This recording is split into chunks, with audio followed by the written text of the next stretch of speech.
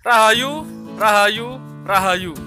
Ketemu lagi dengan saya Teddy Wahyono di channel tempat mengenal keris dan pusaka Nusantara lainnya dengan akal sehat dan hati terbuka.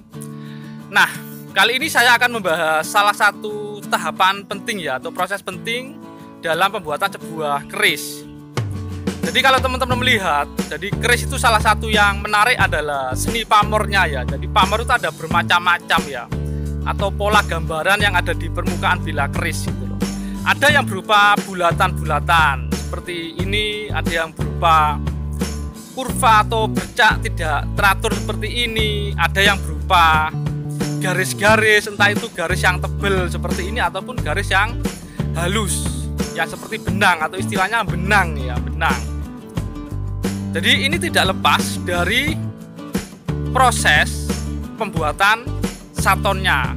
Apa itu saton? Jadi saton itu adalah bahan jadi yang terbuat dari besi dan bahan pamor yang disatukan ya, disatukan dengan cara dibakar dan ditempa dan dilipat dengan lipatan tertentu atau dipotong dengan potongan tertentu kayak gitu. Dan prosesnya sendiri untuk pembuatan keris sebenarnya ada panjang ya. Jadi mulai dari memilih pasir besi untuk bahan besinya, memilih bahan pamor, memilih baja, itu nanti juga selanjutnya harus dibuat menjadi sebuah saton. Nah, pembuatan saton nanti itu menentukan jadi keris nanti itu berpamor apa kayak gitu.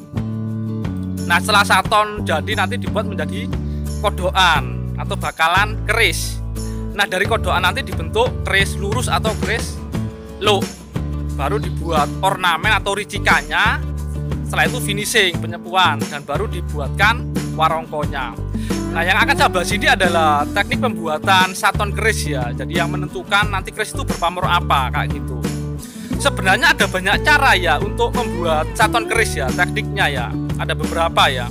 Entah itu memakai lempengan besi dan pamornya tebal-tebal, atau memakai berupa yang rapi kayak gini. Jadi besi dan pamornya ditata rapi masih agak tebal.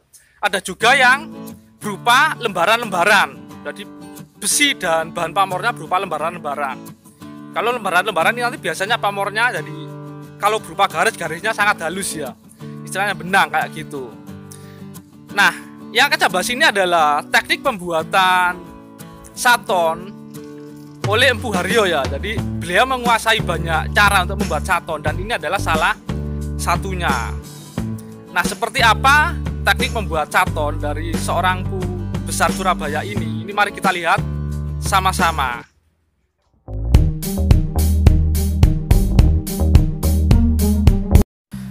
Untuk saton yang akan dibuat kali ini untuk besi dan bahan pamornya itu berupa lembaran-lembaran. Jadi lembaran tipis. Jadi besinya berupa lembaran tipis, bahan pamornya juga berupa lembaran tipis yang ditata berselang-seling. Besi, pamor, besi, pamor, besi, pamor, terus sampai besi lagi. Jadi seperti itu penataannya. Ini lapisan apa? Besi, pamor, besi, pamor. Besi, pamor, besi, pamor. Ini bahannya saton pamor. Oh, saton buat saton. Jadi besi sama bahan pamor. Ini gandengnya dia kan? Kancing las dhisik. Oh, gandeng. Mari kawat. Iya, Keripik kan ketok, biasanya kan kawat. Keripik usine. Oh, lelone ketok.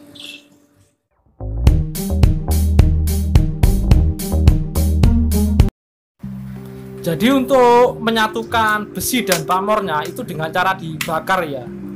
Dan untuk pembakaran juga memang harus cukup tinggi ya apinya ya. Makanya ini pakai blower. Dan proses ini setelah dirasa sudah istilah berpijar itu nanti akan ditempa ya, sehingga besi dan pamornya menempel atau menjadi rapat. Dan proses ini nanti diulang-ulang sampai besi dan bahan pamornya menyatu dengan sempurna. Iki kayak masyarakat sekolah tidak dapat kabeh. Jadi enggak ketok. Nah, kata Empu Haryo, kalau untuk saton yang dibuat pembelajaran di sekolah keris nanti itu nanti nggak dirapatkan semua. Jadi sebagian dibuat rapat dan sebagian dibuat masih renggang. Kalau dibuat rapat semua nanti nggak kelihatan. Kalau saton itu terdiri dari besi, bahan pamor, besi, bahan pamor, besi, bahan pamor yang ditata selang-seling. Jadi nanti akan terlihat ya kalau yang untuk pembelajaran. Nah, Kalau untuk pembuatan saton yang sesungguhnya sebenarnya itu jauh lebih rumit dari ini ya, karena yang di video ini baru proses awal aja, yaitu untuk menyatukan bahan besi dan bahan pamornya. Dan untuk saton, karena saton itu nanti yang menentukan pamornya apa, itu untuk melipatnya, nekuknya, melintirnya itu ada bermacam-macam teknik ya. Jadi itu diulang-ulang, jadi ditempa sampai panjang, dipotong tengahnya, ditumpuk lagi, dijadikan satu, dipanjangkan, dipotong tengahnya, ditekuk lagi, jadi dipotong, ditekuk seperti itu berulang-ulang. Bahkan kalau pengen pamor tertentu nanti juga numpuknya harus dengan cara tertentu. Atau kalau pengen pamor miring atau pamor apa bisa dipelintir.